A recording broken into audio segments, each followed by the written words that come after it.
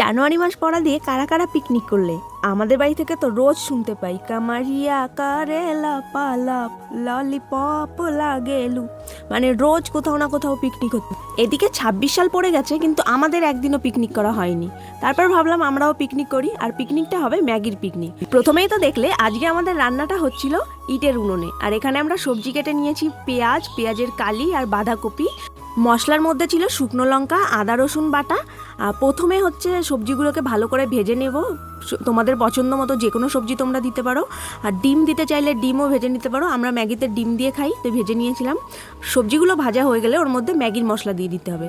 তারপরে যে সিদ্ধ করা ম্যাগিটা ছিল সেইটা দিয়ে ভালো করে নেড়ে চেড়ে যখন ভাজা হয়ে যাবে তখন এই ডিমের ঝুরঝুরিটাও দিয়ে দিতে হবে। তারপর এখানে দেখো আমাদের ম্যাগি রান্না কমপ্লিট, আর খেতে কিন্তু ভীষণ টেস্টি হয়েছিল ম্যাগিটা। তোমরা চাইলে তোমরাও এইভাবে বানিয়ে খেতে পারো। আর এখানে দেখো আমরা খেয়ে দেখছিলাম কেমন হয়েছে খেতে। আমার মুখ দেখে তো বুঝতেই পারছো কতটা টেস্টি হয়েছিল।